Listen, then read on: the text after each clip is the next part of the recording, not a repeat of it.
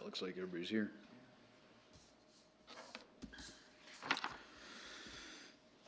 Okay, well, we'll get started, and we'll start off with council meeting follow-up. Does anybody have anything from last week?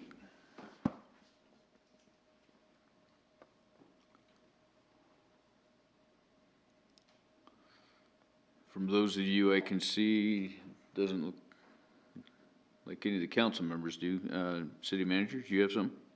Mr. Mayor, the only thing that I think we were potentially going to follow up on today was with regard to the alcohol ordinances and so forth.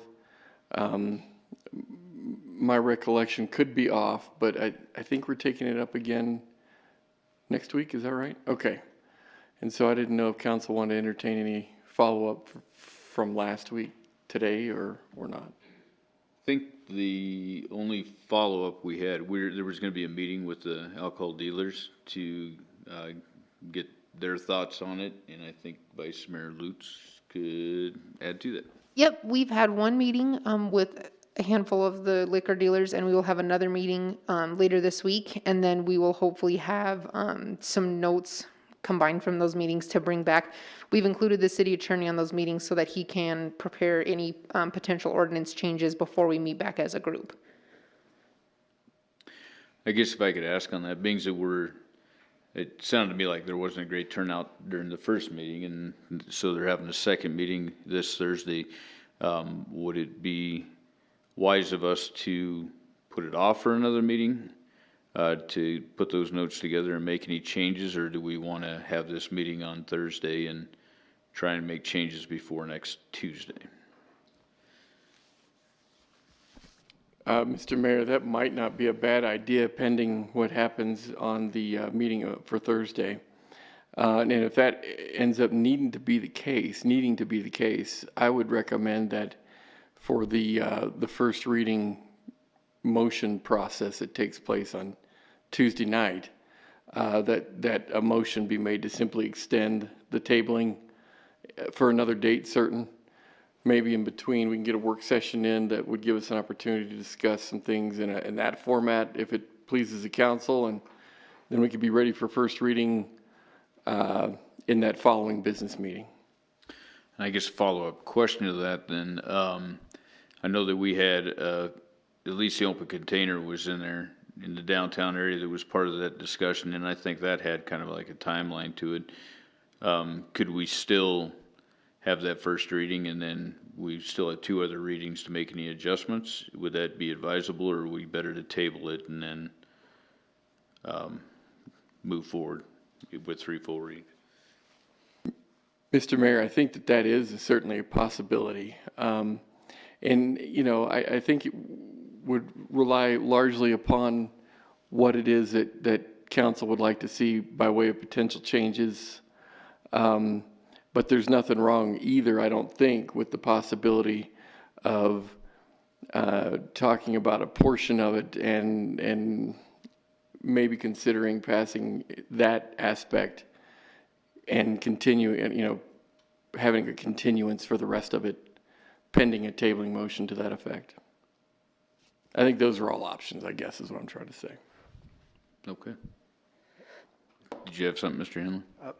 Mayor, Council, I think that we'll have at least a couple of proposals for you to take a look at before next Tuesday, just based on the first meeting. May have some more based on the second meeting, but at least some rough language that you can use to kind of shape and hopefully coalesce around how you'd like this ordinance to come out. So we'll see if we can't get those to you in the packet if at all possible. If not, I might have to work over the weekend. Okay, thank you. Do you have anything else? No. Okay. So we'll move on to College National Finals Rodeo discussion. Mr. City Manager. Thank you. Hopkins had his hand up. Oh, I'm sorry. Sorry, Bob, did you have something else or Councilman Hopkins, do you have something else to add? Thank you, Mr. Mayor. Yeah, I just want to let you know that I think our first meeting with the liquor dealers went pretty well, and I think we got some discussion points which John already brought up. and I'd be a little surprised if we learned something new at the Thursday meeting. So the idea along our original track is probably going to work out okay. Okay, thank you. Anybody else, anything on that? Okay, Mr. City Manager. Thank you, Mr. Mayor, members of the council. Good evening, everybody. This next item is with regard to a status, if you will, of the CNFR contract specifically, and where we may need to go pending some discussion this evening and reaching out to the other signatories potentially as well. Council had the opportunity to review some draft language over the weekend as it relates to the relationship that the city has with the NYRA organization, as well as with the Event Center and Spectra, pertaining to a continuance, hopefully, of that relationship into the future. It has been said that that with the potential passage of this arrangement, we would see another 5 years added to our current arrangement with NYRA, and see CNFR be in our community for that additional period of time. The arrangement, however, certainly would take some additional funding to make happen, and I think would probably be some of the more primary elements of the agreement that perhaps council may want to talk about or at least be aware of as we again get closer to potentially signing a deal with all the parties involved. One of the larger items that I think council would need to have a tolerance for if they move into an agreement of this nature would be with respect to the increasing costs that having CNFR in Casper would require from the city. The language in the agreement may discuss at this point in time $500 a year being added to the $20,000 that will be the amount that will be due from the city during the last year of the relationship with NYRA. And that figure could be moved to $2,000 a year, which means that by the end of the relationship period, which, you know, for all intents and purposes looks like it would be 5 years, council could stand to see a total exposure with that aspect of the financial relationship to increase to $30,000 at year 5. And so that would be something that council would want to prepare for and plan for, and of course budget for, if indeed we are successful landing this event in our community for another 5 years. The other thing that council should be aware of is that there is a potential in a similar capacity for the funding that we provide to Spectra to help offset some of their costs to be anticipated to go up $500 each year for that 5 years as well. And so that piece may very well be something council would also need to embrace upon the formal adoption of this agreement as well.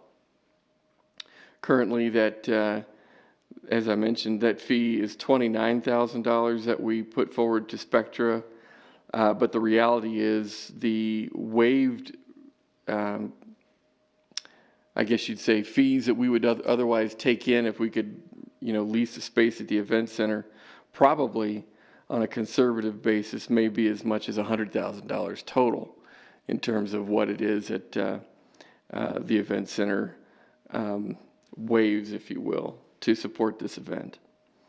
Another thing that council should be aware of, although it may not necessarily need to be an element of this agreement and probably wouldn't be appropriate for this agreement, is the potential for a promotions type investment in order to get people into the arena for the activities. Council is aware that they authorized a $10,000 fee that we would put forward to Visit Casper, and Visit Casper would use those dollars to try to find a means and a way by which tickets would be sold to people to bring them into the events. So far, for the last 2 years that these dollars have been requested, we have not had to actually spend those dollars. And so I would say for next year, assuming we don't have virus issues that would delay the rodeo event again, it's quite probable that council will be asked to kind of carry those dollars forward for a third year to see the actual expense take place in year 3, if you will, since that idea has been brought forward. That would be in partnership, however, with the county. It wouldn't just be a situation that the city of Casper would be bearing alone. Just so you understand as well, the county is being asked to carry on a $500 to $2,000 a year escalator figure as well. And so that too would be a partnership that the city would enjoy in order to help CNFR be successful here in Casper and certainly continue their well-established presence for the next 5 years in our county. And so with that, Mr. Mayor, if there are other questions, we do have a number of people available to answer any questions that you may have, and pending any direction otherwise, we would go ahead and prepare this for formal adoption, not only by the council, but some of our partner entities as well. Does anybody have any questions? Councilman Hopkins. Thank you, Mr. Mayor. Actually, I think Forward Casper is probably going to do a similar thing. We haven't met yet to talk about it, but my guess is that the next quarterly meeting of the Joint Powers Forward Casper would probably do a similar thing, just hold over the money. I don't recall for sure. Charlie, you remember, but I thought we committed $10,000 here to this, right? But I'm assuming that they would do that, so. Okay. Councilman Cathy. Yes, I noticed Mr. Manager was talking about a 5-year extension, and I know in our CNFR meetings talk 5 years, but I noticed the documents in our packet were all related to 10 years. Which are we doing, 5 or 10? Mr. Manager.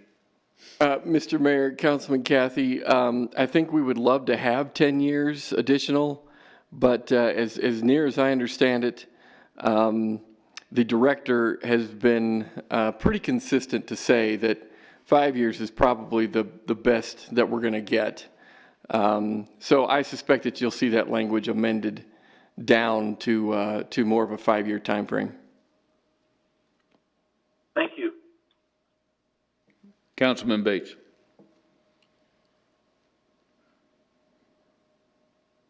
Thank you, Mayor. We're looking at renewing this CNFR contract, but is there anyone else in our state or a little outside of our state that would be a competition with these numbers at all? I can answer that. Councilman Bates, I'll answer that for you, and Councilman Cathy, you can jump in if you want, but there are numerous places right now that are vying to get this event and take it away from us, and there's cities that could do it. Boise, Idaho's one, Las Vegas, Nevada's another.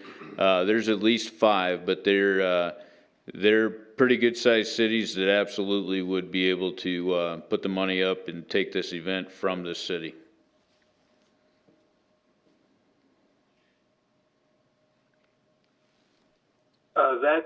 That's exactly correct, and I know from the last meeting where we were there in person, the commissioner would just as soon go ahead and get this finalized and want to stop all of the bantering and potential negotiation that might come about over the next year. That was why he was hoping to go ahead, if we would have had the rodeo this year, to sign the contract during the rodeo this year rather than waiting until next year to sign the contract. And Brad Murphy, I don't mean to put you on the spot, but I see you're on there. Do you remember, or can you allude to some of the other places that are actually trying to get this rodeo? Yeah, you're correct when you talk about Las Vegas. South Point has been trying to go for this event for years and years. Independence, Missouri, another Spectra building, is very much interested in it. Texas buildings as well. The one thing that we have going for us that none of the other competition has is that we're centrally located. So they really like that part of it.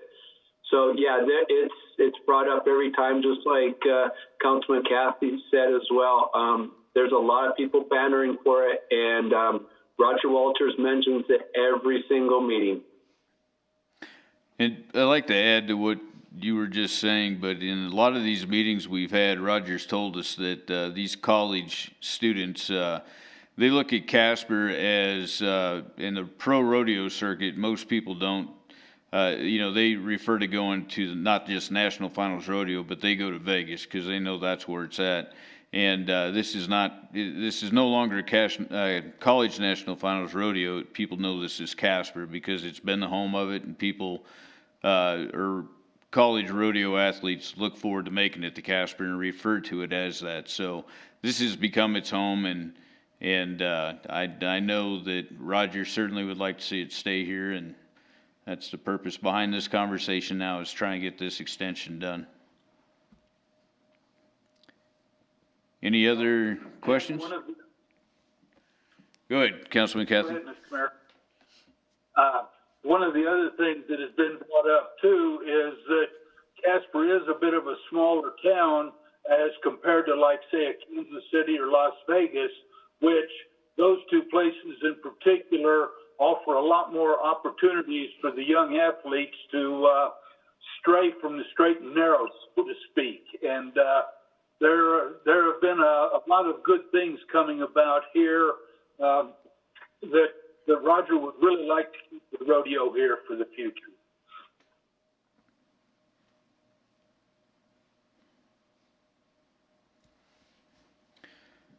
Okay, any other questions or comments? Do you need direction from us then? If you're ready to move it to the floor, we'll do that. Okay, so if we're ready to move it to the floor, if I could give a thumbs up for those ready to do so. Okay, across the board. All right, thank you. All right, we'll move on to the Event Center update and budget. Mr. City Manager. Thank you, Mr. Mayor, members of the council. Any topic with the word budget in its title is very, very timely for this time of year, in that we are putting things together as we speak. And certainly as it relates to the impacts that the event center will have on the city's operational budget, this is no small piece of that preparation. We do have Mr. Murphy here tonight to be able to walk us through some of this understanding, as well as Mr. Cortez, who works very closely with Brad. And my hope is that we can get some information to you. If you have questions or directions that you'd like to see different than what we're recommending, we'd certainly be open to that conversation and direction. In that, we'll drop it right into the design of our budget and make that our work that we need to anticipate.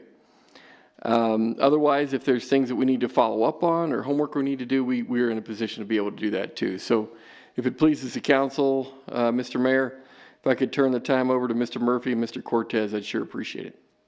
Okay. Mr. Murphy? I think Mr. Cortez is going to go first, Mr. Mayor, and I'll chime in as needed. Sounds good. Mr. Cortez? Mr. Mayor, members of council, if you read the memo that I put out, pre-COVID, the relationship with Spectra and the event center was, going fairly well. We made some pretty big improvements there. If you recall, for some who are members of council. When I got in the new position, the books at the event center were in very good condition. We had a finance director that probably overstated his talents, and the final product kind of showed that lack thereof. So we got a new finance director that is just really on point. So she's really gotten us to where we got good data to present to auditors and to our finance folks with the city as well as y'all, so that we can have a good clear lens with which to view the event center with. Another thing that's been kind of nice that Spectra has brought to the table with regard to sponsorship. Right now they pull in about $406,000 annually on sponsorships. Back when the city had the event center under its control, that number only kind of sat around 80,000.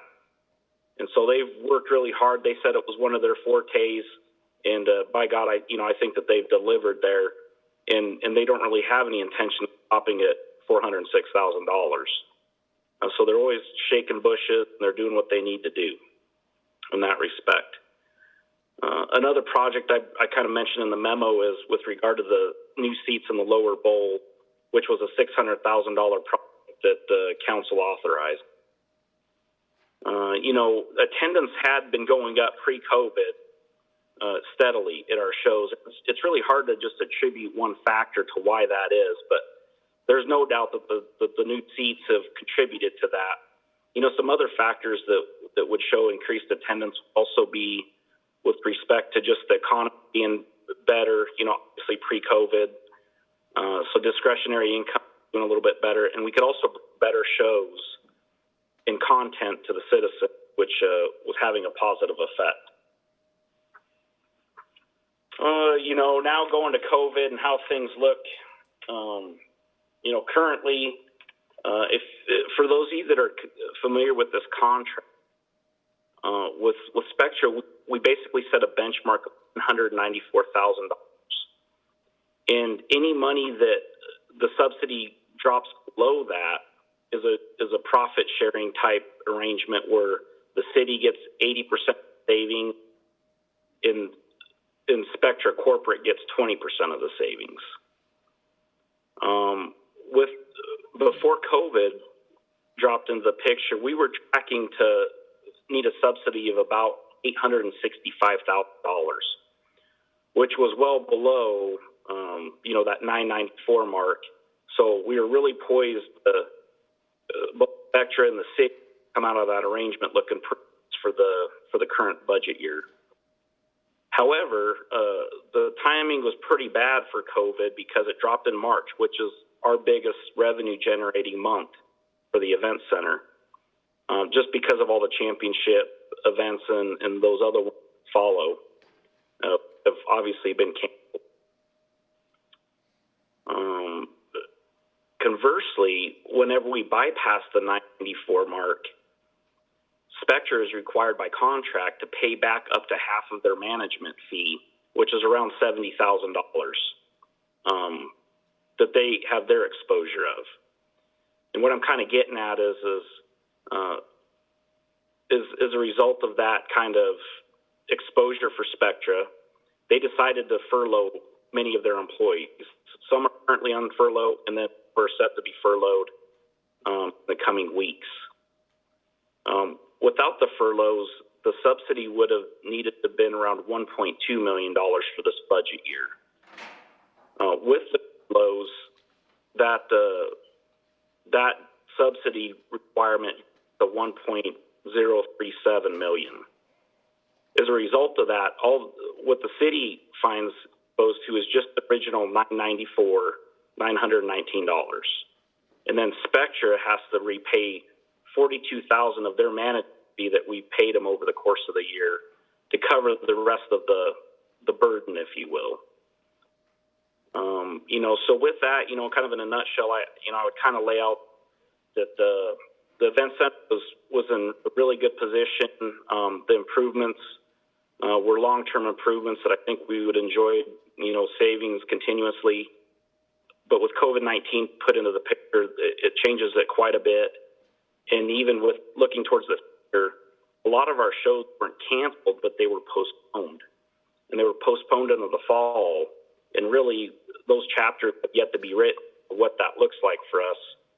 And, we probably have a lot of questions just like you all do. And with that, I'll open it up to the mayor, or Brad, like I said, is on the phone. If we have some more specific details we want to extract, Brad's probably got those at the tip of his tongue as well.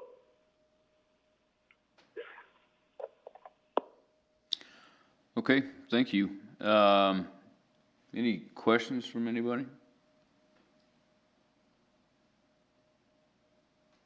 Mr. Manager. Mr. Mayor, if you don't mind, I'd just like to inquire of Brad sort of generally, if I could.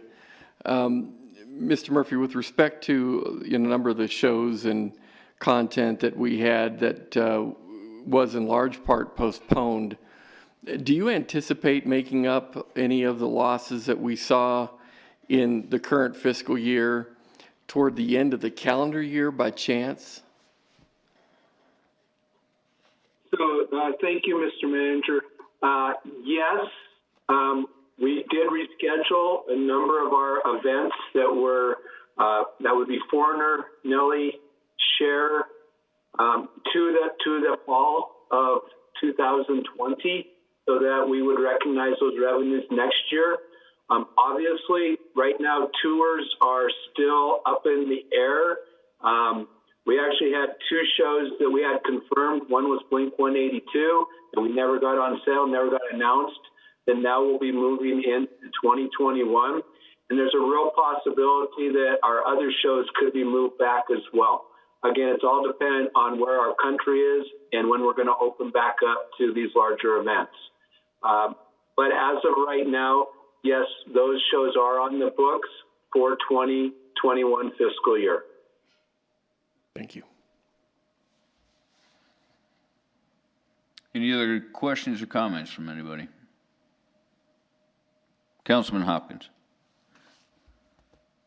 Thank you, Mr. Mayor. I'd just like to congratulate Tim and Brad, bringing our sponsorships, BC, if you will, from $80,000 to $100,000 is significant. I'm really looking forward to AD. Thank you. And I guess on that same note, Brad, those sponsorships are, that's everything from up on the ticker taker board to all the columns, the people, and even the carts and advertisement up there, correct? Yes, Mr. Mayor, and actually that beautiful picture of yours is included in that figure as well. And we're still looking for somebody to sponsor the event center itself. And we are, Mr. Mayor, and we are in contract or negotiations with an entity here in town about naming rights for the event center. Obviously, we do that negotiation part, and then it comes to Mr. Cortez and Mr. Napier, and then to the City Council for your approval. But yes, we do have an active, ongoing process right now of getting naming rights for the building. Thank you. Any other questions? Okay. All right, thank you. We will now move on to financial policies, part 2. Mr. City Manager. Thank you, Mr. Mayor. Members of the council, we are here tonight to follow up a discussion pertaining to the Phase 4 conversation that we had in work session, I want to say a month or so ago at this point. You had a couple outstanding questions that we've been doing some homework on and putting some analysis together for and so forth. Primarily, your questions revolved around future use of the Perpetual Care Fund and the philosophy that should guide its perpetuation, if you will. And secondly, as it relates to the possibility of using city funds, whether they be in perpetual care or other funds, to underwrite loans to exterior agencies. And we have an attachment that would discuss with you what some of those arrangements are currently and what the terms are. If I could invite Mr. Pitlick up to help us walk through this discussion and walk through some of the responses, if you will, that staff has put together. We certainly could take your direction after that, and you can tell us which way you'd like to go, and we will be more than happy to prepare the policy statements in accord with what it is that you would like to see from us tonight. Otherwise, if there's more homework for us to do again, we'd be happy to do that as well and prepare another presentation if that would be the pleasure of the council as well. So if it's okay with you, Mr. Mayor, if I can invite Mr. Pitlick up to the dais, I would appreciate that. Mr. Pitlick? Thank you, City Manager, Mayor, Council. The questions that arose from the last meeting, which was March 24th, revolved around the Perpetual Care Fund and the authorization of loans. To start the Perpetual Care Fund, specifically, one of the questions was about using the interest earnings for purposes other than support of 1% funded facilities. And basically the response to that and the thought process behind that was that the Perpetual Care Fund was primarily funded with excess 1% dollars. And it is more of a matter of aligning those revenues with the expenditures that were from those funds. I did attach a document that indicated the interest earnings. You know, currently we're getting just over $500,000 at the current rates of interest on that corpus amount. Every year we have more of a demand than we have revenue that's generated with those interest earnings. So to spread those further for entities that are not 1%, were not 1% funded originally, probably has a little impact because simply the fact there's not enough dollars to cover what the requests are now. And the second question revolved around the maintaining that suggested $30 million corpus. I think there was some discussion about whether or not that is appropriate, if there are other more pressing needs that the money could be used for. And as indicated in my memo, certainly that is up to council's discretion. Right now they are showing on our financials as an internally restricted fund. That does have some advantages when we apply for other funding from other sources, and that's kind of taken off the table as an available resource that we have. And state statute also kind of requires that reserves that are maintained, while we're allowed to maintain reserves, that they be designated for a very specific purpose. So in other words, just to have some money set aside for capital projects does not necessarily support the statute, in that is not specific, versus like having money set aside for a particular building project or a specific infrastructure project. So that's kind of the consideration that needs to be brought into the discussion, is that there's a reason to have it kind of set aside. So, but again, certainly that is it's up to council discretion, and council restricted it, you can unrestrict it, but it does help us in some other areas as far as requesting other funding. So I don't know, I'm going to go on to the loan, or you want to address any other questions there may be with the perpetual care? Does anybody have any questions about perpetual care before we move on? Mr. Mayor, just to be sure that the council is aware of this, there's a really good attachment on this memo that discusses the interest earnings impact with regard to reductions in the corpus amount. And you can kind of see with each corpus reduction what that interest earning reduction would correspond with. And so I want to be sure council saw that, and that was another question that council has had, and we had not provided you information for until now. Okay. Councilman Hopkins, did you have a question? More of a comment. I have been involved in this fund for a long time, and originally the fund was set up to cover maintenance on 1 cent projects. Now, when we included 1 cent projects, I think we said it was all 1 cent projects. And the bottom line is that we know that city streets and sewer and water have pretty much a finite life of 20 years. However, when we look at our real estate assets, we know that those assets are going to take money to maintain them. And I do understand that the amount of money that we can earn off our $30 million plus or minus is really limited right now. But I think we have to look at this in the long run. Our federal government is just spending, right in the middle of spending $3 trillion. And so the interest rates are not going to stay at 1.95%. That is, it's a given. You cannot have something that approaches your country's GDP in terms of your debt and not raising interest rates. And I'm not saying they'll be completely out of control, but what they're making now is not indicative of what the market had made up until about 2010. It was typically about 4 or 5% on those kind of bonds. And I know we're very conservatively invested. I would argue strongly that the more money we take out of this perpetual care fund to use for other capital projects, it takes away in the long run from our taxpayers.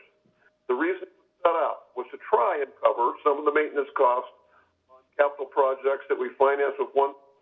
But the more of those we move out of 1%, or to use 1% for, it damages in the long run. And I think it's a mistake to say that just because we're not making a lot of money right now, that somehow modify this fund.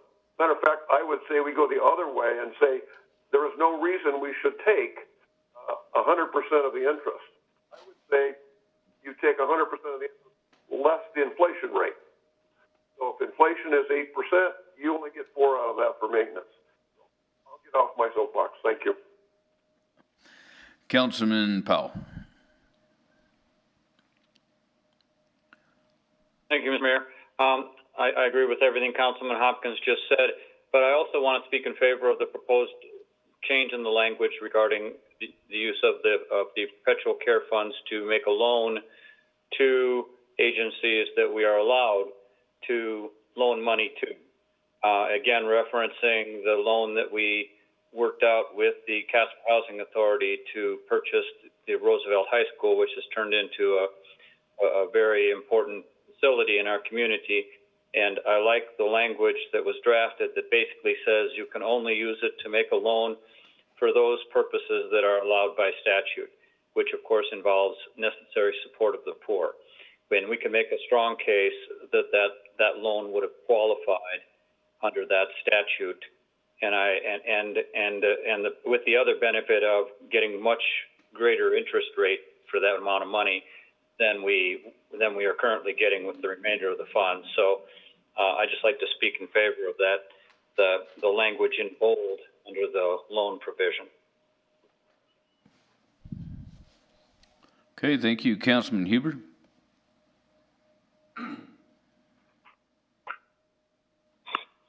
Thank you, Mr. Mayor. I have 2 things. One, I'm certainly very much in favor of trying to maintain our savings accounts the best that we can, because I think that it's important that you have those.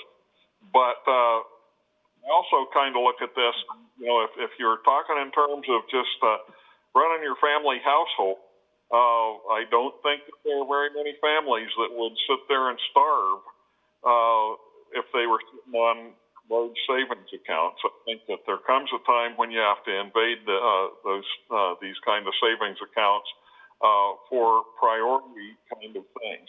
And so with that caveat, you know, I just want to mention that I really don't think we want to starve the city for needed things while we're sitting there on top of a large amount of money. But I do have a question for Mr. Pitlick. You mentioned that certain advantages when it comes to requesting grants and things like that of having this money sequestered. Do you have any way of quantifying that or telling us about how much money was involved in that? Was, you know, that millions and billions of dollars that we were able to bring in grants that we might not otherwise have gotten, or were they pretty modest? And or can you quantify that? I don't know that I'm prepared to quantify it. It may be kind of difficult. I am aware that nearly all the applications that we submit for funding, you need to demonstrate a need.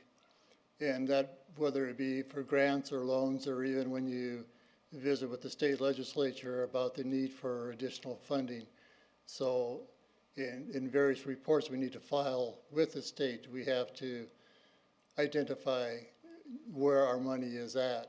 And so I cannot give you an answer exactly how much this has resulted, other than I can tell you that it is a very common question and often a requirement that we have to have it to demonstrate a need for the money before we can get it.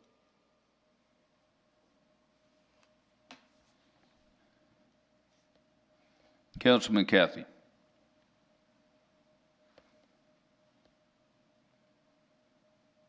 Yes, I would have to agree with Councilmans Hopkins and Powell that we should maintain the 30 million there. As we spend it down, then all we're going to have to do then is come up with more money from the general fund to be able to take care of the things that we need. I would also like to caution the use of that money, as Councilman Huber was suggesting, that we need to really be looking hard at wants versus needs. And there's a big difference there as well. You know, there's a lot of things this city wants.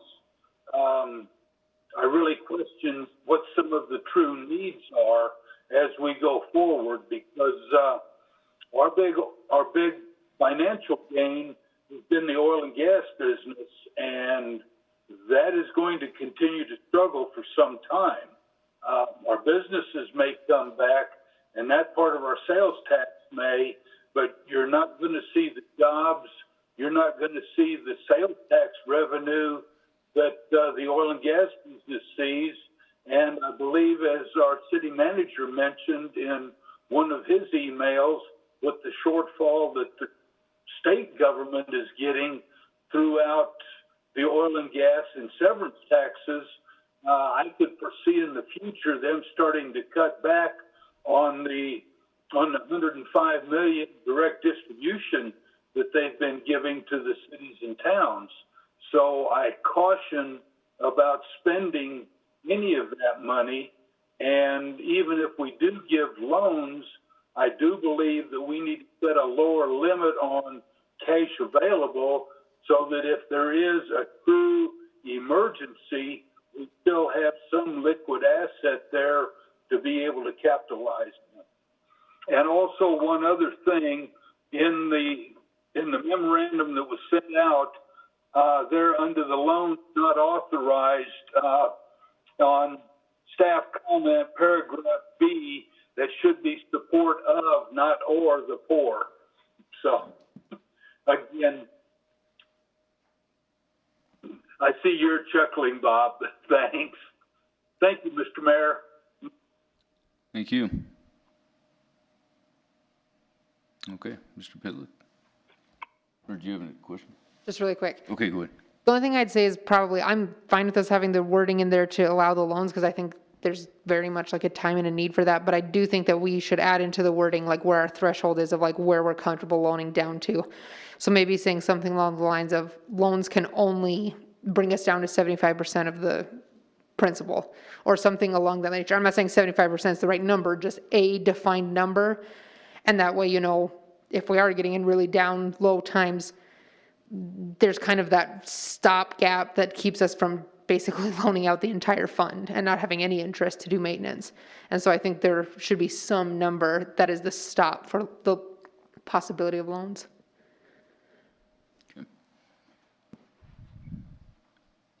Okay.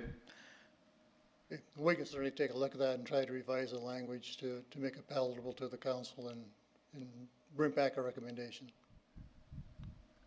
Perfect. Sounds good. And then you had a second part to this? The second part was on the loans. I think that's kind of what we've been Pretty much, yeah. discussing, I think. I don't Yep. have a lot. I mean, there are some attachments there to demonstrate our restrictions, and I do appreciate the comment on the or versus of, because that is correct. That was a typo that I saw afterwards, but it is care of the poor, not or the poor. So, but certainly as long as the loans are kept within the guidance of statutes in the Wyoming Constitution, it's certainly up to council's discretion. Okay. Mr. City Manager? Thank you, Mr. Mayor. So would council like to see some language in there that does talk about A, allowing loans to happen, and B, within a certain corpus amount of those loans occurring, at least in the perpetual care fund? So, okay, so let's vote on what the manager just said without me having to repeat that. Did everybody hear what he said? All right, looks like we're getting a thumbs up across the board. Perfect. Okay, We'll prepare it accordingly. all right, Thanks, Tom. thank you. Okay, we'll move on to residential recycling program. Mr. City Manager. Thank you, Mr. Mayor, members of the council. This is a pretty interesting discussion, and actually I'd like to cover two aspects of recycling if I could today. One of which is sort of the larger discussion that we need to have as it relates to, you know, the preparation of our business plan for this program moving forward. Council's probably aware that not too long ago, the world market with respect to recycling and the allowance and tolerance for contamination changed to a historic high, if you will. We are now at a point where the tolerance for contamination is actually at 0%. And having sat through a number of trainings along these lines, the last training that I had back in October was lamenting the 3% sort of threshold. And, you know, now we're moving into a 0% threshold, which puts many cities and towns out of the recycling business, because what's happening is a lot of those local brokers that were getting products to market and so forth have not been able to take many of the commodities that cities and towns have been able to produce, primarily because cities and towns haven't had the capacity to guarantee that ability for those brokers to, you know, make any money on those products that they're getting. And so accordingly, unless cities and towns have their own facilities that enable them to assure a zero contamination threshold for the products that they're bringing to the brokerages, most cities and towns are sort of phasing out. Or they're focusing on single commodities that they know will bring the biggest bang for the buck, if you will, like metals, for example, only, or cardboard or something like that. Our situation is pretty unique in that we now are bringing online a recycling facility up at the solid waste facility, and many of you have probably seen it by now.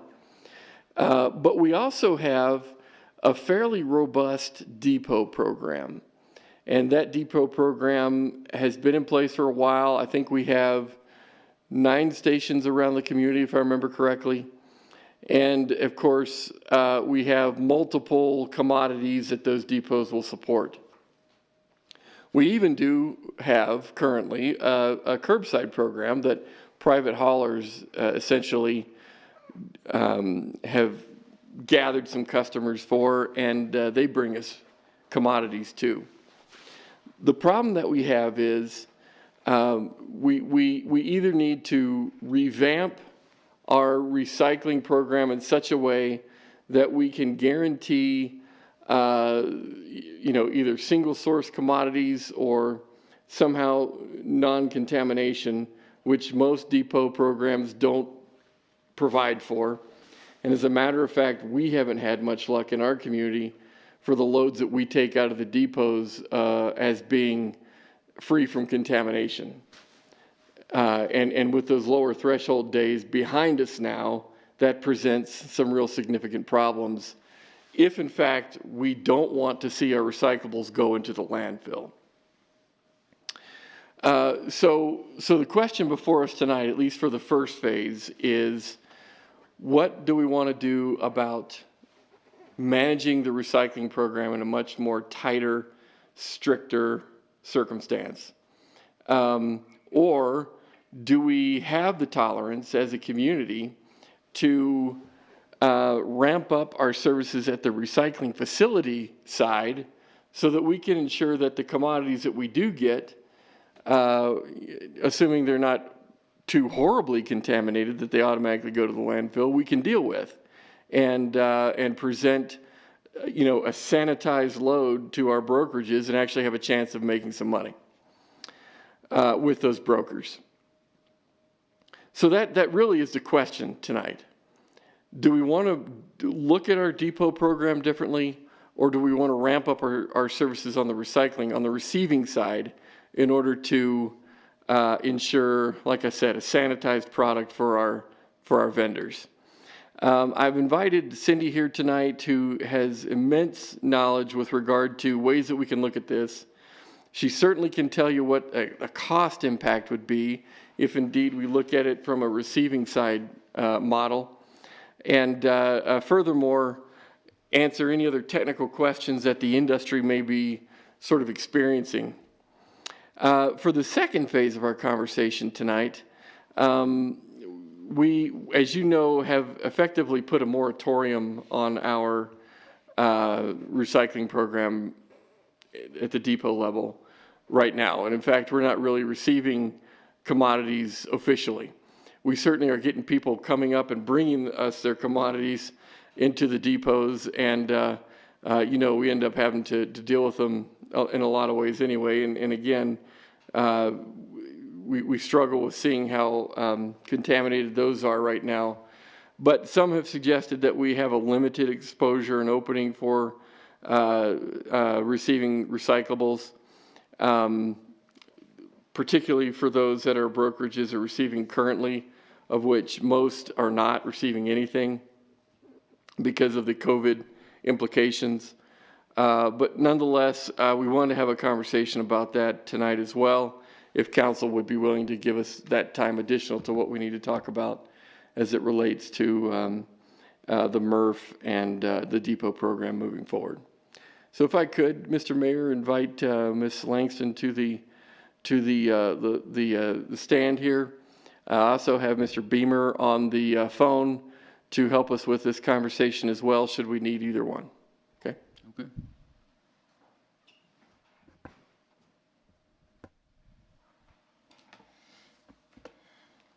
Hi, I'm Cindy Langston, the Solid Waste Manager for the City of Casper, Your Honor, Councilman, and Mr. City Manager.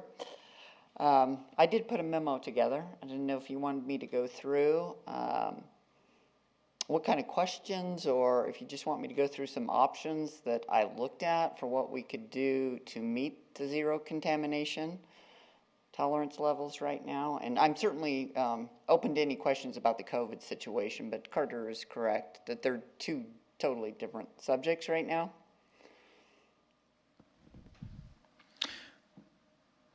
Well, I guess if you want to go over what your memo was, and then so we're going to talk about the depot station sector as a secondary topic, correct?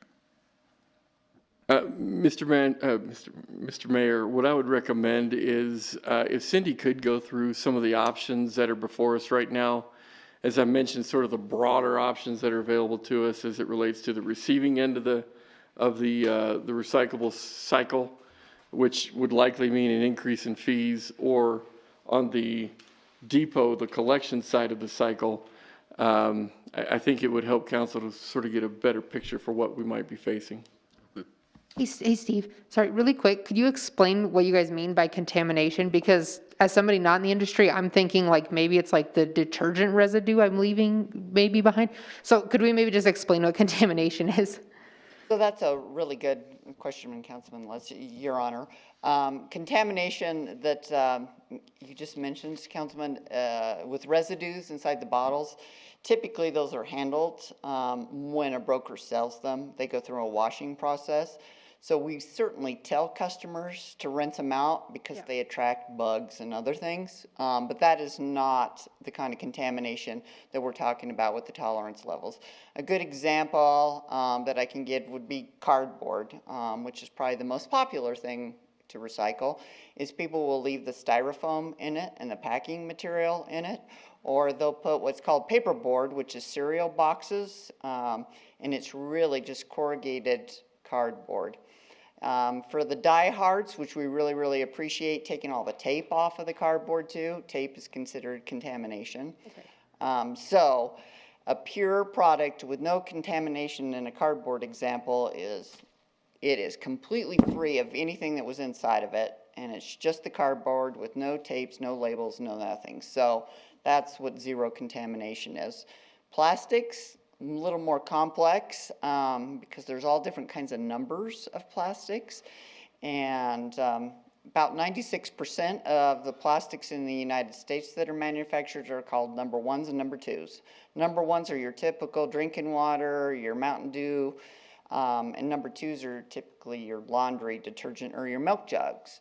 So when you put in those clamshells that you get your berries in and some of those other things, they are number ones, but they're not as popular number ones because they don't generate as much cash because they don't require as much production.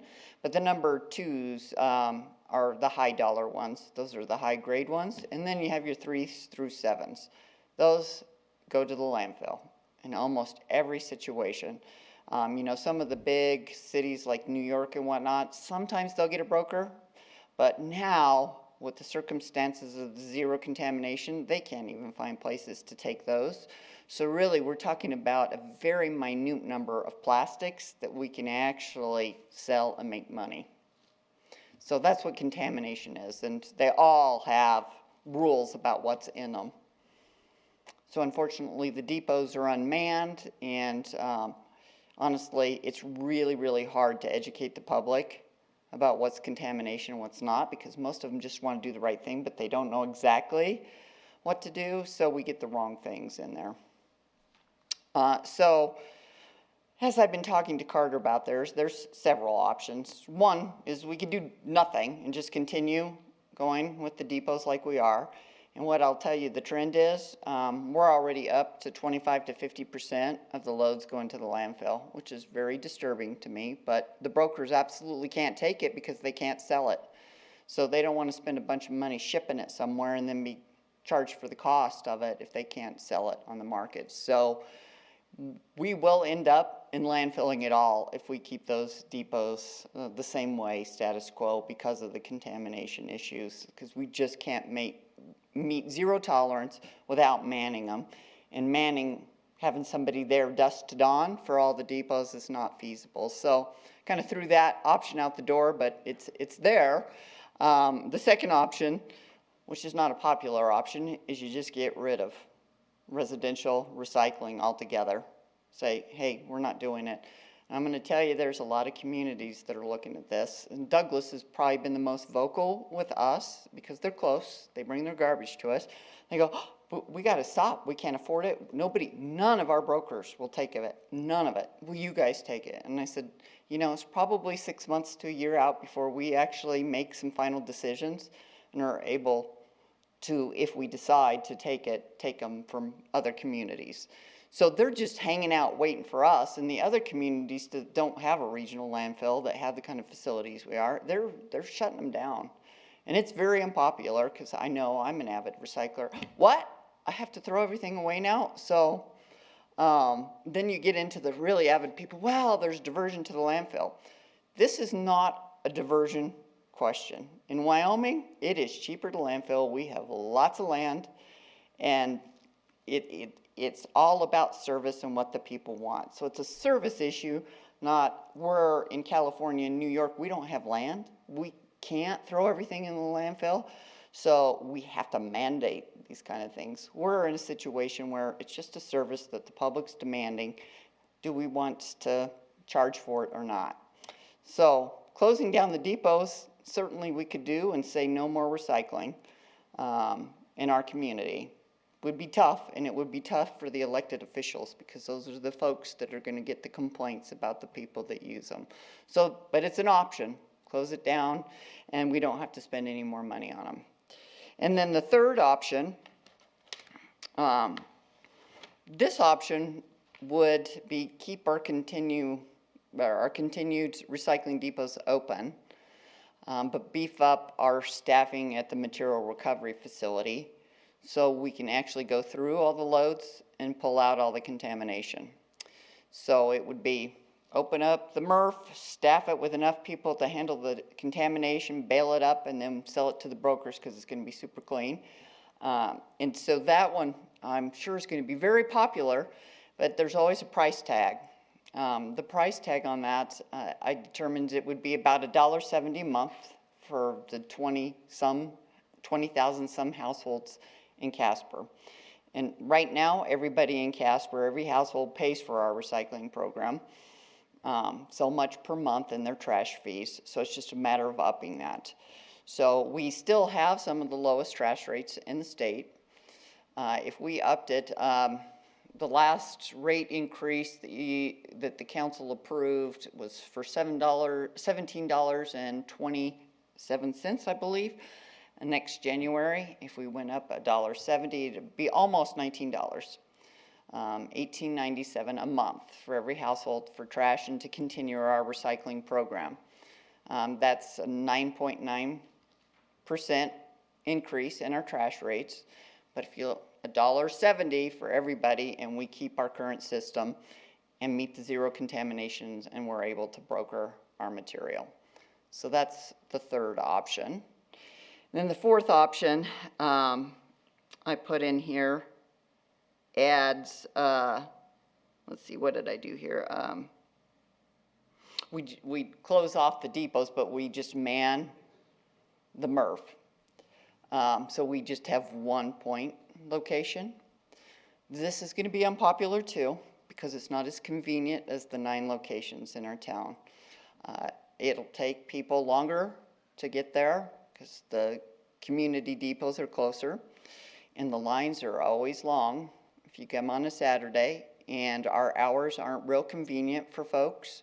It's 7:30 to 5:30 with our extended hours, but they're dusk to dawn at those depots.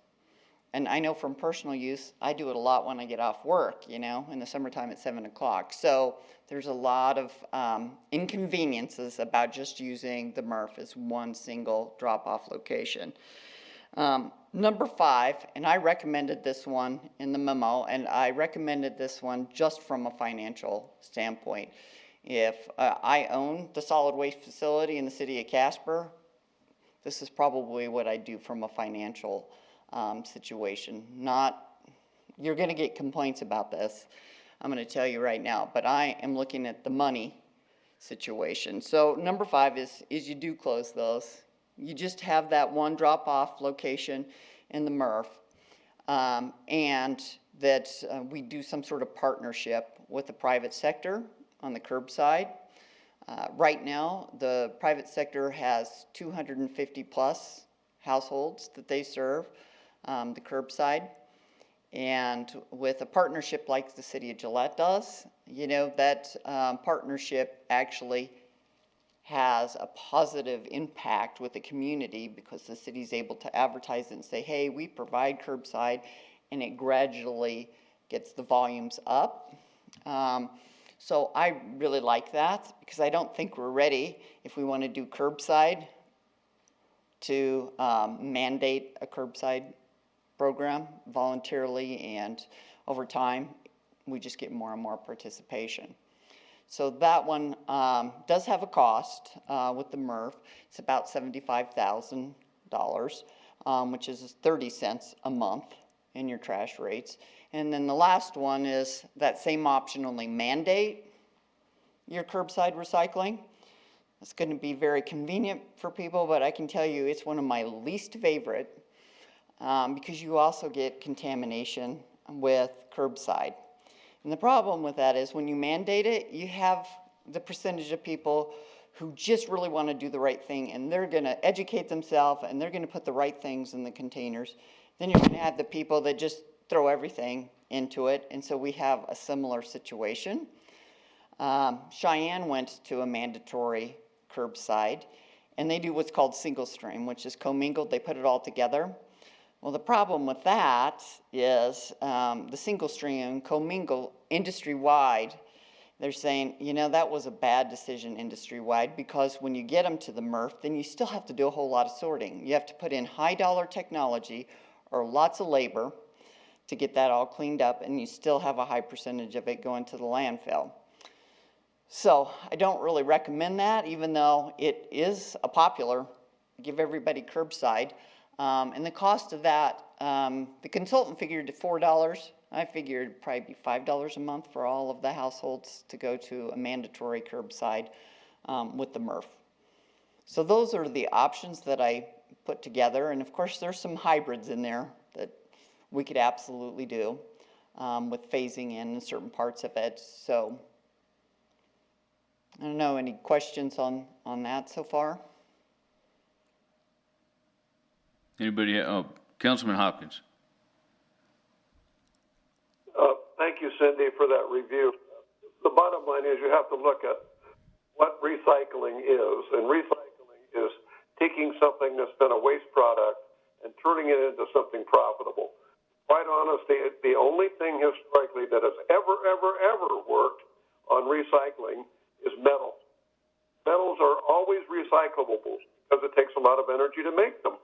Right now, I think, as I recall, we are paying $58,000 to $60,000 to take computers and smash them up, send them to China, and they're dumping it in the water. I mean, it's a waste of time and a waste of money. So I suggest we cancel that contract, go with a staff recommendation of, unless you can put another option 7 on there, the only one recycle is something we make money on. Thank you. Councilman Kathy, did you have a comment?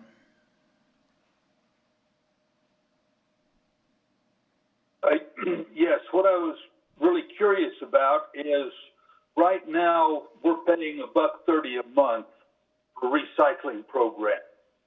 So if we went with option number 5 and the MRF plus partnering basically on a, if I want to go to the MRF, that's fine. If we want to hire an outside contractor, that's fine.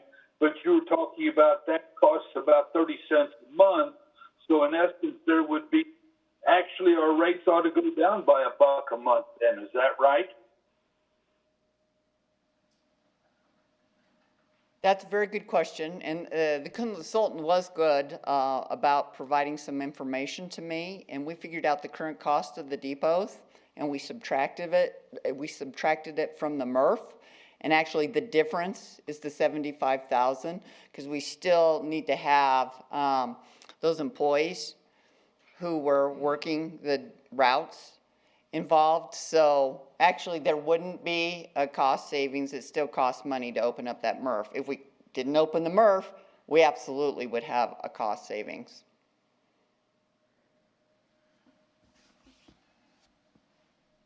Councilman Powell?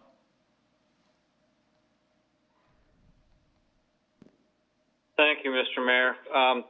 Well, like most people, before I got involved in all of this, I assumed that recycling had some financial benefits to the city. And I think there is this belief that something good happens with these things, and that they're made into useful products. And as Bob mentioned, that just isn't the case for most of what is recycled. It's really just a feel-good exercise. And so I think I'd be in favor of number 5, because it would reduce our cost and still give people who really want to believe that they're doing something good the option of recycling, and maybe we'll get a few bucks for some of the plastics if it's cleaner. But we didn't really create this problem, and I think we're just going to have to take the criticism that we'll inevitably get. But I understand what Cindy is saying, that this is just not a useful program, and if we buried it all, it would increase the costs of our landfill marginally. So I think we should just take the political hit and go with option 5. Vice Mayor Lutz. Sorry, I feel like I'm like not clicking on this tonight. Okay, so it costs us the 75, depots go away. So with the residential pickup though, that still has like its own separate cost per household, correct? It does. Okay, I just wanted to make sure that I was on the same page. But that's including the 30-cent increase per month, regardless of whether you use the pickup service or not. That's correct. It would be 30 cents a month to make it one manned drop-off site, which is the material recovery facility. And with option 5, could people still personally choose to take it to the MRF? Yes, so the public would have their choice. Okay. They could hire the private sector to come take it curbside. Yep. Or they could take it to the material recovery facility instead of going to their local depot. Okay, so I'll follow up with one more question, Mr. Mayor.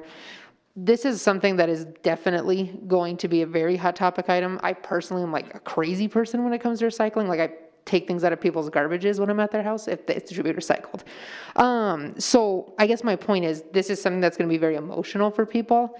So what I'd like to see is maybe if we as a council could narrow it down to like maybe 2 or 3 choices, and then could we use our portal to almost make it obviously not a comment section necessarily, but maybe just like a vote thing. Like you have 3 choices, click on the one you want. Just because I guess this is a decision that I feel like people are going to feel hurt if they're not part of. Just because this is something that is very emotionally attached for most people. Councilman Huber, I'll come to you in just a minute. And just to segue, I mean, we've had discussions here recently, Carter, about, I've received a lot of emails since they've been shut down of people that are wanting to know when we're going to go back in and or open it back up. And I think that we have no brokers available for all except for cardboard.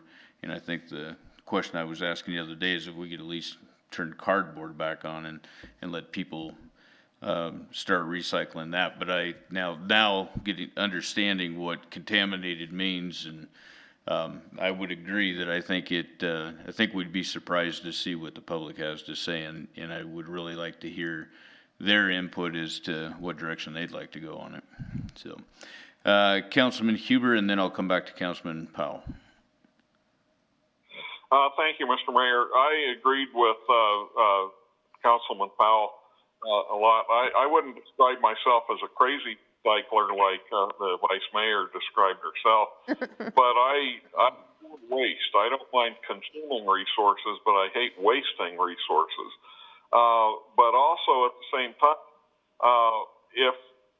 if everything that's going into these recycling depots is going to end up in the landfill anyway, which I thought I heard a little bit earlier, then I really don't see, I quite frankly, I find it an exercise in futility to try to keep doing this on one hand, and I almost to the point of where it's insulting to the good intentions of the people that do try to recycle.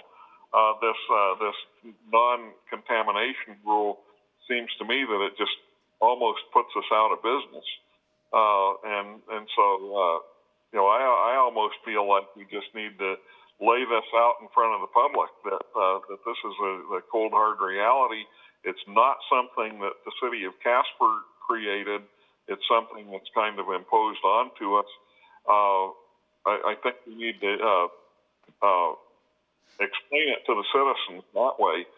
But also in terms of narrowing down options, I think we need to, if we do that, and I think that there's probably some merit to that, but if we do that, I think we need to make it real clear that these different options, this is what this option's cost, this is what that option's going to cost, and here's how much money we can save.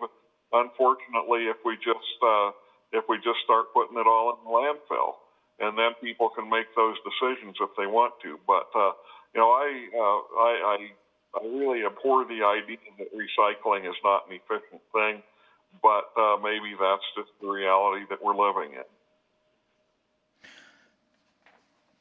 I'll come back to you in a second, Councilman Powell. Ms. Langston, a question that I have is, when we talk about contamination of the products themselves, whether it's the depot sites of where they're dropped off and then taken up to your facility, or the MRF is opened up, either way, would we not require we need to decontaminate it, correct?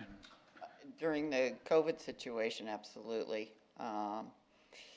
If that's what you're referring to. Or I guess I'm looking at like the contaminated, when we were talking about tape and staples and things like that, if we actually hired somebody on to go through and get it to 0%, it doesn't matter whether we pick it up. The added cost would be actually sending trucks to pick up the depot as opposed to people bringing it. Yes, so we still do have to, at the MRF, remove all the contamination. But if you have single one point, hopefully the education would be really good. It's one-on-one, and we'd have a whole lot less contamination without it being collected at manned depots. Okay. Councilman Powell.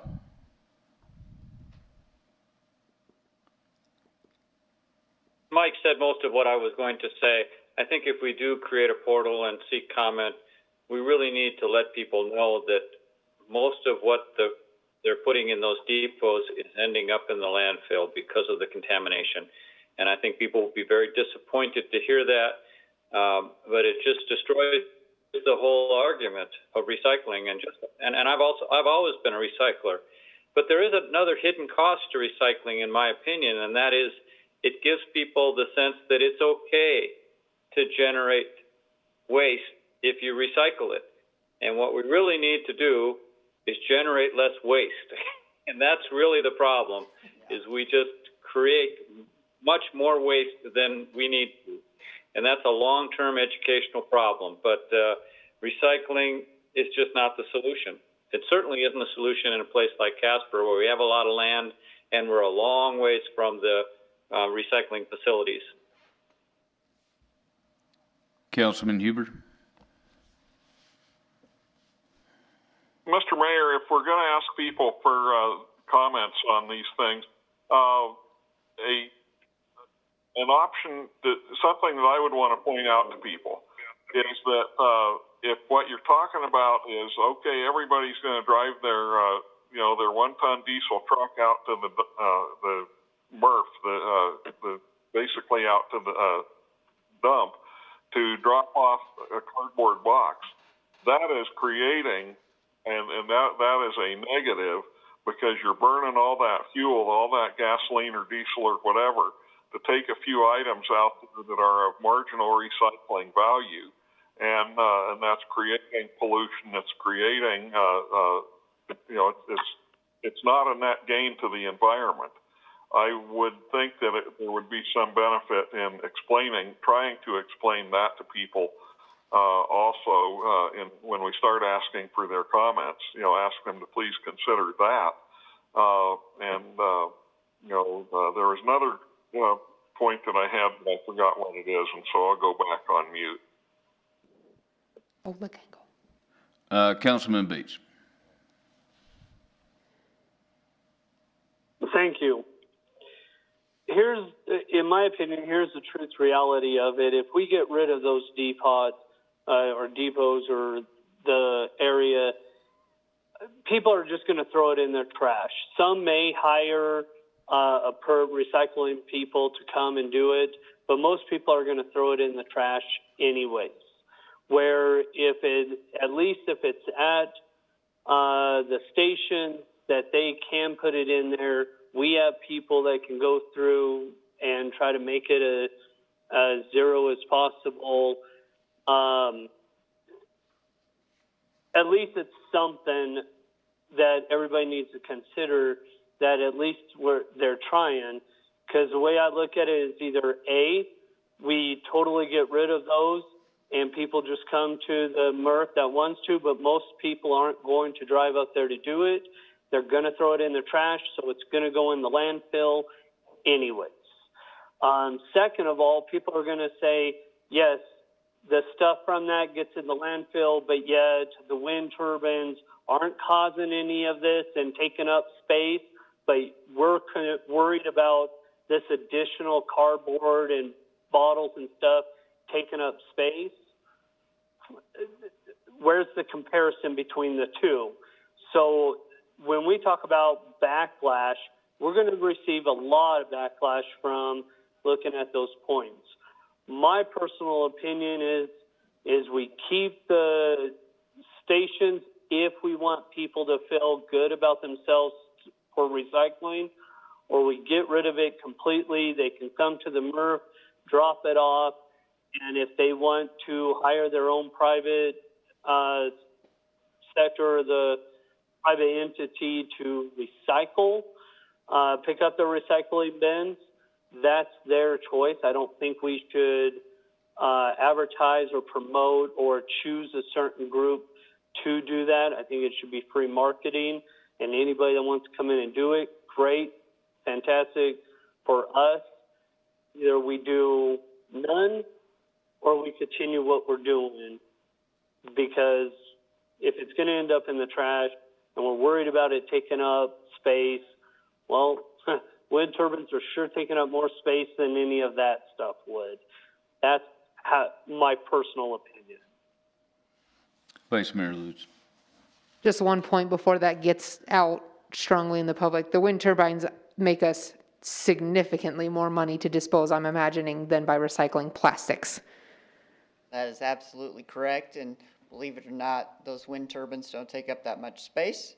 You think because they're big, but there's only a few projects that are recycling materials that we do at the depot take up more space if they all went to the landfill. But again, it's cheap space, and we're not short on space, so it's really not. Councilman Huber made a really good point when you look at the total picture environmentally. You know, all the diesel fuel and all that. Waste reduction, as my buddy Charlie said, that's the whole problem with the United States, is we need to reduce our waste streams. That's the real problem we have. Councilman Powell. Thank you, Your Honor. With due respect, Councilman Bates, I think we need to make it very clear to the public that the wind turbines are not competing for space with the trash that they are putting in their receptacles. The wind turbines are going in unlined areas of the facility, and all of the trash is going in the lined units, and those units are not in any way being affected or filled up by the turbines, because that's a narrative that's out there, and we got to make sure that that is not promoted, because those two streams are not in competition with each other. Correct. Yes. Just really quick, I was going to say, at the end of the day, we can probably discuss the merits of recycling all night if we really truly want to as a group. Even though ultimately it's going to be the council's decision, and I'm not arguing that that changes, I do think that, I mean, I would feel better having public input, just kind of knowing as a general. So what I would suggest, I don't think that we should make it like an open comment box, because I think that's going to be too hard for city staff to sift through, because we're probably going to get an enormous amount of response. I think it should literally somehow be a checkbox item, or a, what are they called? A radio button that you click with 4 choices. One of which being, we continue as it is, but we disclose to them, 25 to 50% of it's ultimately going to go in the landfill. Number 2, we just stop recycling altogether. Number 3, we continue together with the zero contamination plan with the $1.70 increase. Or number 4, we go with the number 5 that offers the residential pickup choice, but you can also go to the MRF. And then obviously, like Mike said, I fully believe that we should be transparent and show the costs at the end of each choice that are associated with that. And then, schedule this for a work session, maybe leave that up for whatever time period, a month, and then we can all get on our little soapboxes in our areas of the city and ask people to go on and vote, and then come back and discuss and ultimately leave the decision up to council. Councilman Powell. I'm sorry, Mr. Mayor, I don't mean to prolong this, but when I was a kid, we used to have paper drives. And everybody would bring all their newspapers to a church parking lot or something. And so I think with number 5, what we may see is an economy of scale if more and more people choose curbside and pay a vendor. But we could also say, and certainly neighborhoods could get together and develop their own plan to have a designated person take their recycling up to the landfill. Those kinds of creative solutions might also give people the feeling that they're doing something positive, but we're then taking it to a facility where the material's actually being recycled because it's being decontaminated. So those are things we could also promote. Councilman Huber. Mr. Mayor, just one last comment. I like public input as much as anybody does, but I'm really troubled by the idea that, we can't make a decision unless we, have some kind of public input on different items. Because the problem is that you end up, all that you hear from are the squeaky wheels and the most vocal of the people. And I'm not certain that this public input always represents the true sentiment of the community. And I would just raise that as a caution. Councilman Hopkins. Thank you, Mr. Mayor. I agree with Councilman Huber, but I will point out again that outfit called Wyoming Recycling always pay you for metals, and they will always pay you for aluminum cans. They have been in business for years. Sometimes the price goes up, sometimes the price goes down. They're available right now, and we can do that. Now, we still have our own metal that we have at the landfill. If it makes money, the market will take care of it. But there's no point in us paying $3 a mile or $3 a ton mile cardboard to Denver when, in fact, they turn around and have to haul it back for another $3 because it's contaminated. Same thing with plastic. It makes no sense, and I would like to give landfill and the staff the ability to change the rules daily if it's necessary. Like if cardboard comes in too contaminated, it just goes in our landfill, which is perfectly capable of taking it without any contamination at all. Same with electronic stuff. Same with plastic. But I would like to have the flexibility. Option 5 gives us the most flexibility. If you can't make money recycling because people don't do their job visually, put a plastic bottle in with the paper, it just ruins everything. It only takes one guy. And so let's don't beat our head against the wall here. If it doesn't make money, don't do it. Councilman Bates.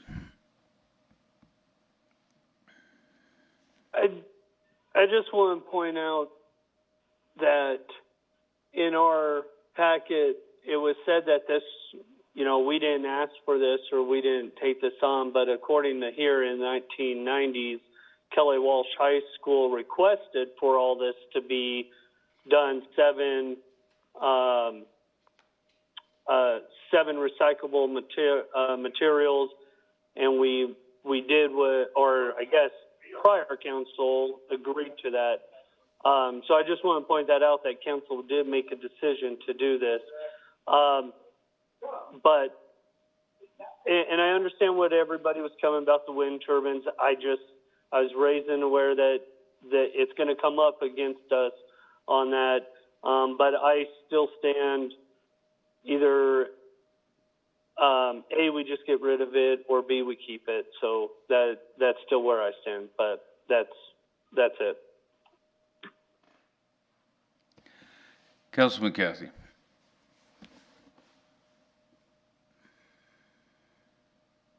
Oh, no, Steve. Can't hear you, Steve. You're still muted, Councilman Cathy. There we go. Thank you. I think Councilman Huber had a very good point about opening it up to everybody. We need to just get up and make a decision. You know, the fact that Councilman Bates brought up about Kelly Walsh in the 90s, those were starting to be the kids that have been indoctrinated to recycling with no real concept of cost. And the climate has changed. You know, I go up when I used to take things to the cardboard recycling, and there was tons of pressed cardboard in there. People just don't understand what it is. And I would be all in favor of just going with option 5. That is the least cost to anybody as far as the price increase is concerned. And if they really want to pay the money for the curbside recycling, then let them go ahead and hire a contractor to do it. But if they do like we do, is I don't make a trip maybe once a month, every month and a half to the recycling depots, because I save up until I get enough to feel like it's worth my time to even go to the recycling. So I think we need to gut up and let people know and make them understand, or at least attempt to make them understand that the zero contamination has nothing to do with COVID. It has everything to do with labels and tape and these types of things that people just don't understand. And we need to get past the feel-good feeling, and this is an economic decision. And option 5 is the better of the economics as far as what we're looking at. And either do with 5 or just do away with it. Thank you, Mr. Mayor. Vice Mayor Lutz. And that's fine. I mean, I guess if there's a general consensus that we don't want to put it out for public comment, I'm not going to harp on it if I'm the only one who thinks that that's the way to go about this. I mean, I'm hearing a pretty general consensus that I feel like everyone's leaning towards number 5 anyways. So, I mean, I guess maybe we just need to make the decision if everyone's comfortable going forward with number 5. Okay, so I'm not comfortable in doing that. And I'll just tell you, I think that when we open the portal up to get input from the public as far as reopening the city, I think that it was very beneficial. We took out all the stuff that didn't matter, but we still had a lot of good content in there they gave us good direction on things that we should be looking at and doing. So I think the public's input is very important. I've got enough emails with all of these being shut down right now that I know it's very important. But more so, I have one last question that I think is even more important yet. We make a decision as a city on what we're going to do as far as recycling goes, and if we shut these depots down. But correct me if I'm wrong, I'm reading the bottom of this, and it says town of Evansville, Mills, and Bar None all have recycling depots. So the decision we make tonight is going to affect 3 other communities. So I think we need the input from the 3 other communities to come back in and tell us what their thoughts are before we make a decision. And in the meantime, while we're waiting for that information to come back, I don't think it needs to be a month long, but let's get it out to the public. Let's see what they have to say. And then let's combine that information from the public along with what the other 3 communities, how it's going to affect them by the decision that we make. And then let's make an informed decision. That's my opinion. Councilman Johnson. I agree with that as well.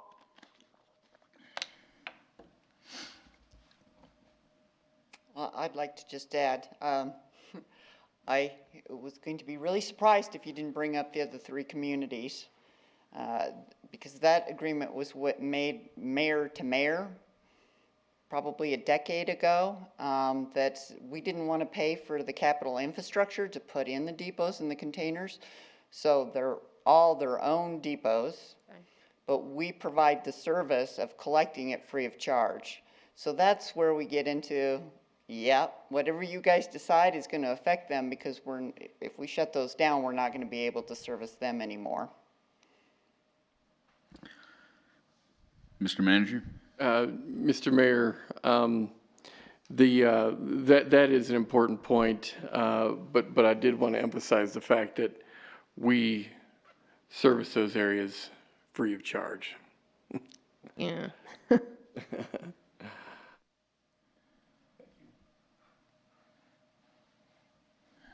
So may I ask for a clarification, at least make sure you're all in agreement on what options, if you decide to do the radio button, that we're talking about 5, and then number 2, which is getting rid of all of it. And if there's a third one that you want us to add to it, I just want to make sure that you direct staff on exactly what options you want us to put out to the public.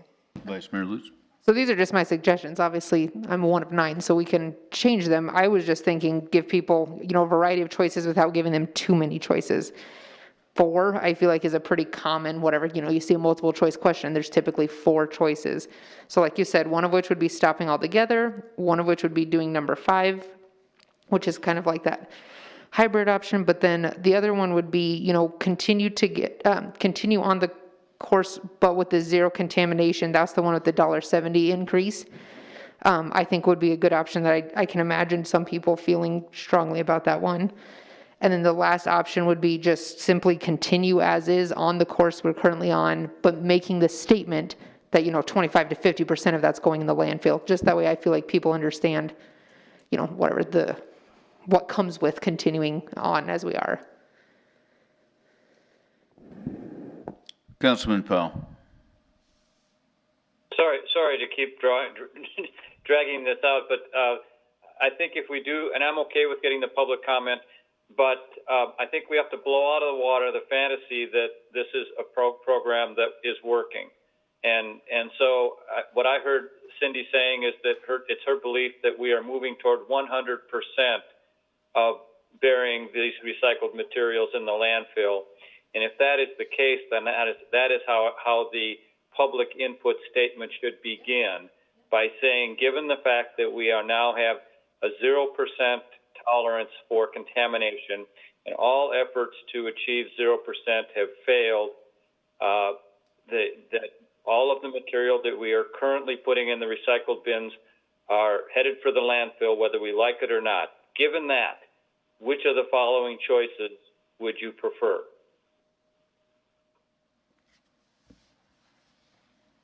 Very good. So, Mr. Mayor, is that options 1 through 5? Oh, sorry. Is it, just to make sure I understand. Oh, sorry, I had it up and then I was just writing down. That's okay. It would be. Or did we just say 2 through 5? Okay. Sorry, I think I probably numbered them differently in my head.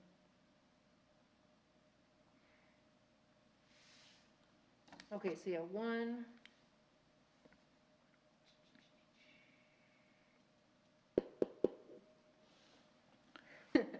So one is status quo, no change. Yeah. Option 2 is discontinue recycle, or residential recycling program. Okay, so yeah, 2. So, option 3 is continue self-serve recycling depot, open material recovery facility, and add 2 additional full-time employees. Yep. Option 4 is close drop-off locations and open MRF. And that would be 73,600 per year, 1.8% rate increase. 5 is close drop-off locations, open MRF, and hire a private company to offer curbside recycling.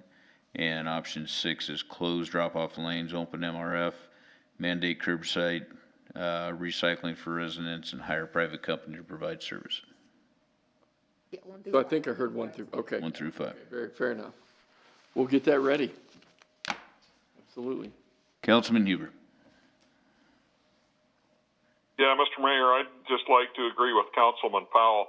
I think that it's really important that we preface any kind of survey like that by telling people that look at with this zero tolerance for any contamination, and explain to them that tape or plastic bags inside the cardboard, that's contamination.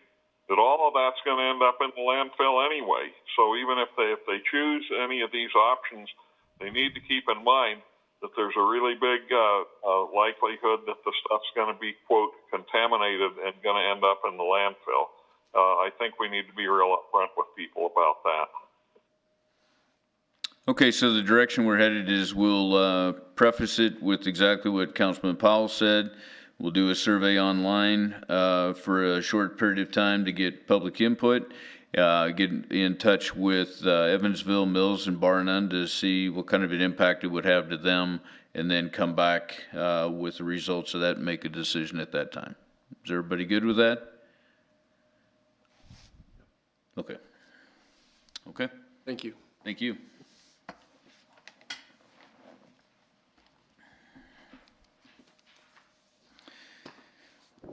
Okay, we will move on to agenda review.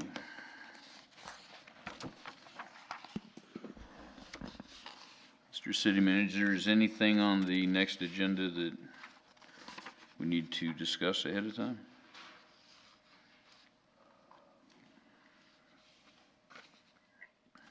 Mr. Mayor, members of the council, I wanted to bring to your attention some items that are coming up that I'd like your blessing to bring forward in a work session setting in May.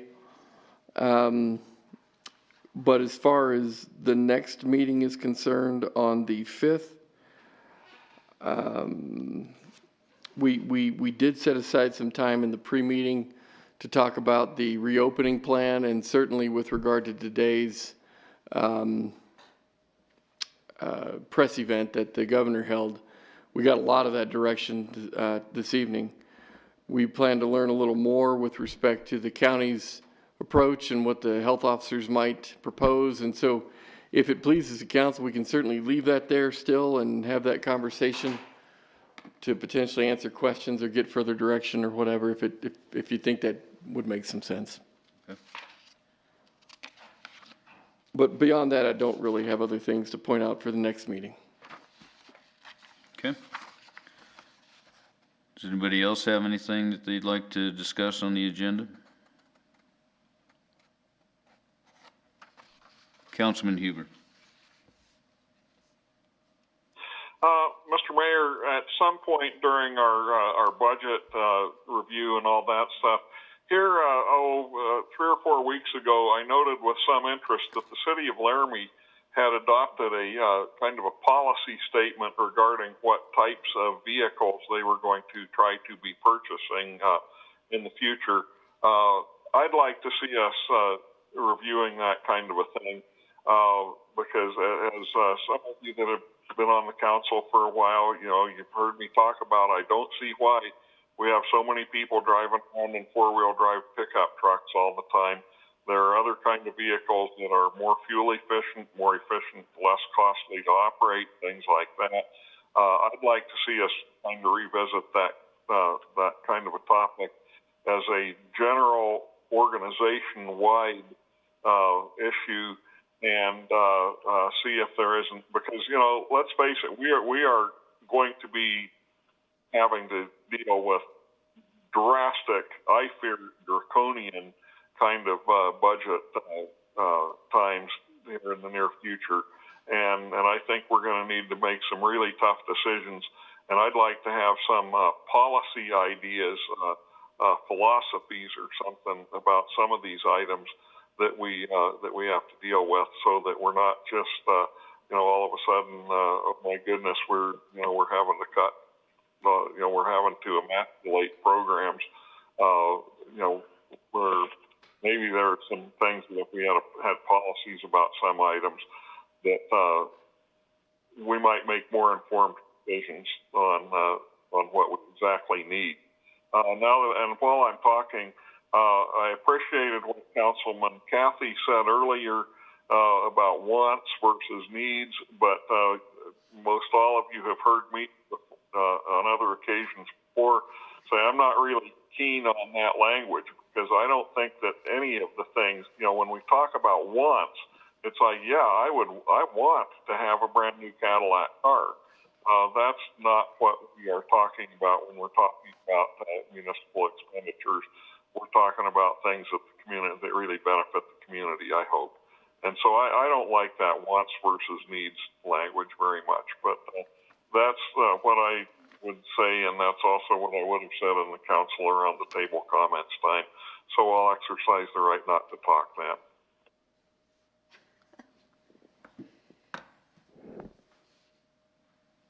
then. Okay. Anything else on agenda review? Okay, legislative review?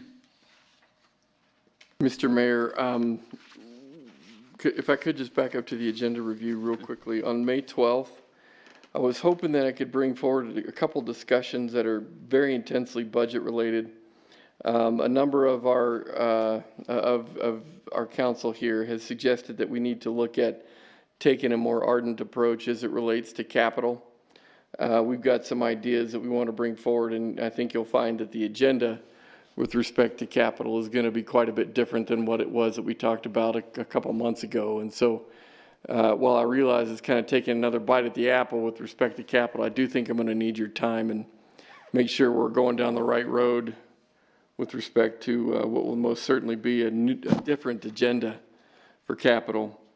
The other thing that I'd really like to talk to council about as well is the impact that a declining revenue stream in the 1% segment of our portfolio, how it's going to impact social service agencies. I had a meeting with those folks this week, and they are very reliant upon 1 cent money, as they are a number of government funds, if you will.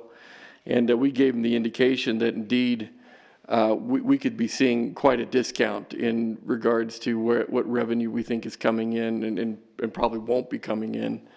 And I want to be sure that we're not getting too far ahead of you with respect to what it is that we might need to ask our social service agencies to do. So if I could reserve some time there for those two items, we may be able to move a couple items as well if council would like to make room for budget type discussions, but that's totally up to you.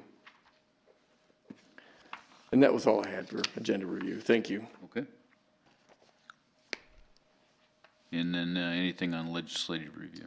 Mr. Mayor, the only thing I'd bring up, we sent you an email earlier today that proposed some language for the two resolutions that council asked for in addition to the resolutions that I think we got tacit approval for, provisional approval for, one of which, of course, was that 911 surcharge concept, and the other one was with regard to home rule as well. And so if council would look at those and kind of review that and stuff and see if we're on the right track, we can prepare that minute action for next week. And that really is all I have for legislative. Okay. All right, we'll do council around the table. Vice Mayor Lutz. Just really quick, I guess I'd make a comment that if that portal's, or I mean, it will be open, sorry, not if. When that portal becomes open, I think it's really important that we are spreading that out to our social groups or those of us who use social media, or if you have a opportunity in your personal life to kind of get on a soapbox with some people. Obviously, the way that we get feedback from those other communities, they are just as able to sign onto the City of Casper website and make a selection as a citizen of Casper is. And so I think the more we get that out there, the better feedback that we'll get. Okay, Councilman Johnson? I don't have anything tonight, thank you. Thank you. Councilman Huber? I promised I wouldn't say anything else, so I'm not going to say anything else. Councilman Powell? I was at Smith's Grocery yesterday, and Lorraine was at Albertsons today, and I'm pleased to report that every single staff person was wearing a mask. And I hope that is a trend that continues. one of the things we all worry about with the gradual reopening is that people will become less guarded and, quite frankly, more careless with respect to the social distancing. And now is not the time for that. So I sought out the manager at Smith's and complimented her, and I hope that is a trend, and that the expectation will be that as businesses reopen, people who deal with the public will be wearing a mask. And I hope I hope we can get close to 100% compliance on that. Councilman Pacheco. Yeah, I just want to reiterate what Charlie said. I think that hopefully that as we continue to open up slowly, our businesses and which will hopefully begin to be good for our community and our economy, that I think that it'll be important that we look at why that we should be wearing masks and support that with our local businesses. And so I think it's data driven and that it does help. I don't think it's just out there idea, but I think wearing masks can be beneficial as we continue to do this and slow that spread. So just wanted to reiterate what Charlie said. That's all I had. Thank you. Councilman Bates. Thank you, Mayor. Just a couple of things. One is I attended the CPU meeting by virtual, and just to give a rundown real quick, that they approved water and sewer by Bryan Strock Trail, by Metro Road there for folks on if you're headed northbound on the left-hand side. Over by, they approved a couple of water lines by Bordex, I think Road is what it was. It's going to be water only, not sewer, but they approved that in a new development that's going on. For the budget, there's a change in the meter service, merging water distribution. They are watching the cash. They're changing that up. Sorry, I didn't take very good notes on that. So anyways, that's just kind of they're putting in a couple of new water lines and then up by Bryan Strock Trail. And then there was a comment online that on Facebook and on the news, and that I just received a couple of emails about that Cheyenne Council and Mayor are looking at possibly taking a decrease, and why isn't Casper's Council looking at doing the same? And I just wanted to let, I guess, anybody that's watching or know that there was a opportunity for us to give a portion of our check to Woods School for the volunteer nurses that are there. And so I don't know who all participated, but I know some may have. And so we are doing our part, I guess, trying to help where we can financially with people. So I just wanted the community to know that we as a council, we have a lot of respect for those that are out there and with our finances and stuff. The last comment I wanted to make is bringing up facilities or grocery stores and stuff. I do want to give them credit, as Powell and everybody has, that they are doing a great job keeping their counters clean, making sure grocery carts are clean as customers use them. And it's just been terrific. And we are the lowest toll of COVID cases and deaths in the United States. And I think that shows our community that they are taking this very serious for us to be the lowest there is. So I just think that's really good of Wyoming. So that's it. Councilman Hopkins. Thank you, Mr. Mayor. I got a little wound up tonight about the perpetual care fund, but all I can tell you is let's don't eat our corn. Thank you. Councilman Cathy. Nothing further tonight. I think everything's just about been said by somebody else. Thank you. Okay, and the only things that I would add, we did do a public safety announcement commercial yesterday. We want to take the approach with reopening the community in going over what we've talked about, social distancing and hand washing and sanitizing and the wearing of masks in public. Instead of taking a mandation form, we've taken an educational form. And so myself, Dr. Dowell, and Commissioner Kaufman were all involved in that, along with several other people in the community. So should be seeing that PSA come out. That'll be hopefully on media itself, but through social media and whatnot. And the only other thing is just a reminder that I think the 15th of May through the 28th or something is filing date for everybody that wants to come down and be a part of the solution itself to all these problems that we face. So council has that 2-week opening date of people that we have several seats coming open this year. So save the date and get your name in. So, okay. So we have a special council meeting tonight. And so I'm just going to go ahead and call that to order if we're ready to do that now, Mr. Manager. Okay. I now call the April 28th, 2020 special council meeting to order. And all members are present. The chair would entertain a motion by minute action. Oh, no, we don't need to do that. So can I have a motion and a second?